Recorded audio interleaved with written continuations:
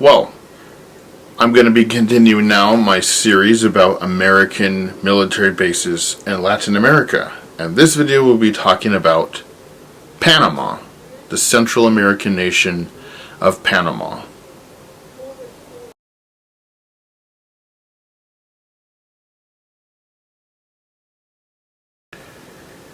Yes, Panama and the United States had a very rocky, complicated relationship during the 20th century.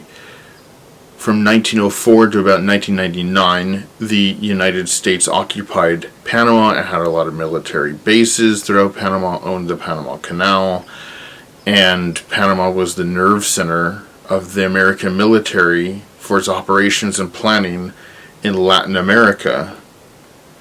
And those bases no longer exist. The last of those bases closed in 1999.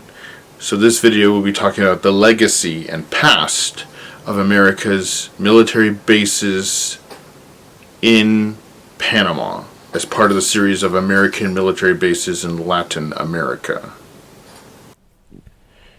Since this video is going to mostly all be history, it's time to start from the beginning. Panama was not even a country until the year 1903. Before that, it had always been part of Colombia. And the United States helped the Panamanians break off from Colombia in 1903. And the reason the U.S. had an interest in it was the plans of building the Panama Canal. Originally, the French were beginning the plans of building the Panama Canal in the 1880s and 1890s. The French ended up giving up. The French were also working with Colombia at the time. And the United States famously ended up sending Navy gunboats near the coast of Colombia in 1903 to pressure and intimidate Colombia into giving up Panama. And then Panama gained its independence and became its own country in 1903. The United States was able to buy the plans from the French for the Panama Canal, and they took over the project in 1904. The construction of the Panama Canal by the United States took 10 years, 1904 to 1914. The United States used a lot of its own workers, shipping them all the way to the United States, but also used foreign labor as well from neighboring countries. And when the Panama Canal was completed in 1914, it helped link the Pacific and Atlantic Oceans for trade instead of having to have ships go all the way to the bottom of South America. It cut and saved a lot of time.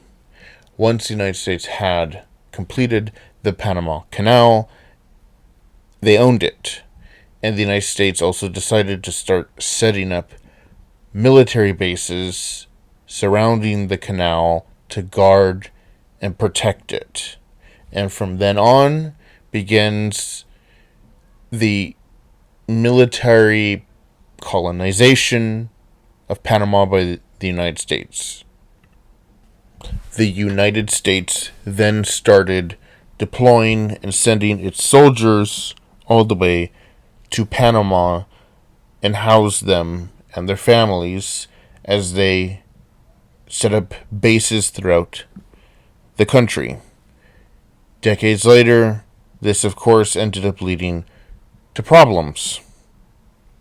The U.S. ownership of the Panama Canal eventually became resented by the Panamanians because all the wealth and income from the tolls were not coming to the Panamanian people, but by the United States. The Panamanians, especially by the 1950s, started really resenting the American presence in their country, and there were many times that there were riots and protests against American soldiers that ended in violence. I'm going to talk about now some of the specific and important military bases and installations that the United States had in Panama.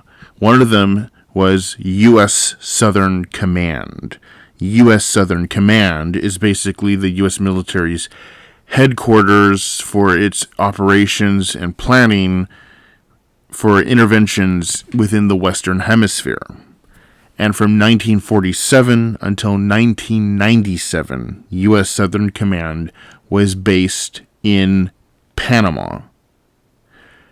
And since 1997, it has been based now in Florida. When it was based in Panama, the United States used U.S. Southern Command for planning out their interventions and other activities throughout Latin America, including when the U.S.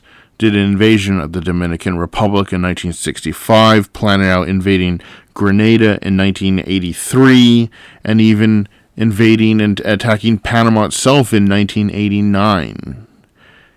And then another major U.S.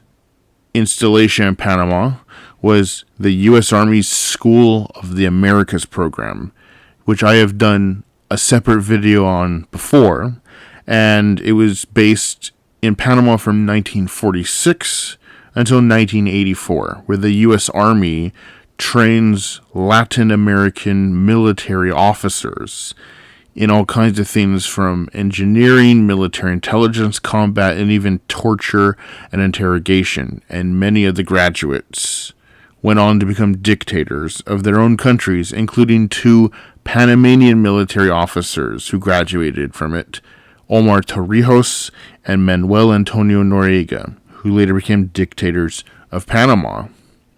The United States had air bases in Panama and all kinds of army bases, and the U.S. military and their family members all lived on these installations and bases owned by the United States. That is where I'm going to conclude this video, and then I'm going to make a part 2, because it's too much information to put into just one video. So stay tuned for part 2 about the history and legacy of the United States, its military bases in Panama.